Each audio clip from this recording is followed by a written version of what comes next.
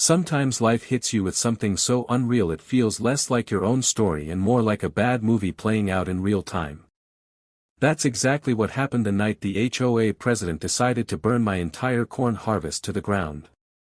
What she didn't know was that crop was insured for $2 million, yeah, $2 million.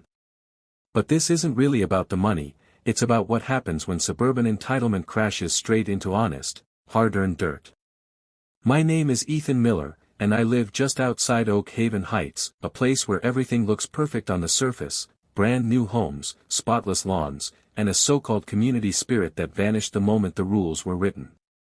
My farm, the old Miller homestead, was there long before any of that, passed down from my father, acres of rich Iowa soil that meant everything to me. That year, the corn was perfect, tall, golden, ready for harvest, the kind of crop that makes a farmer feel like he finally caught a break. But then there was Carolyn Vance. She ran the HOA like it was her personal kingdom, obsessed with appearances, control, and keeping everything neat and beige. My cornfield, brushing up against her perfect edge of suburbia, was something she couldn't stand. She hated the smell, the sound, the sight of anything that reminded her the world wasn't as polished as she wanted. It started with letters, complaints dressed up in official language, then fines for things that made no sense, calling my land a disturbance, a problem that needed fixing. I paid them at first, thinking it wasn't worth the fight, but the tension kept building. She would stand there watching me like I was the problem, like my farm didn't belong. Then the threat started getting serious. One day I came home and found spray paint across my barn, a message that crossed the line from petty to criminal. I reported it, but no one took it seriously. Still, I knew exactly who was behind it. Around that time, after a storm damaged part of my field, a friend convinced me to take out full insurance coverage, not just for weather but for anything, even intentional damage. It was expensive, but I did it anyway, just to be safe. I never thought I'd actually need it. Then came the night everything changed. The sky was calm, almost peaceful, when my dog started barking like something was wrong.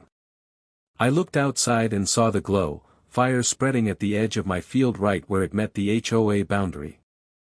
I ran toward it, but it was already too late. The flames moved fast, devouring everything. Dry stalks turning into fuel, the wind pushing it further until half the field was gone. Neighbors watched helplessly, the fire crew tried to contain it, but there was nothing left to save. I stood there as everything I had worked for burned away, the heat, the smoke, the realization that this wasn't an accident. When it was over, all that remained was ash and silence. Something inside me changed in that moment, not broken, but hardened. I knew who had done it, and I knew she thought she had won. What she didn't understand was that her actions had triggered something far bigger than she expected. The days after were heavy, filled with smoke, questions, and whispers spreading through the neighborhood. People had seen things, noticed patterns, and suddenly her perfect image started cracking. Meanwhile, I focused on what came next.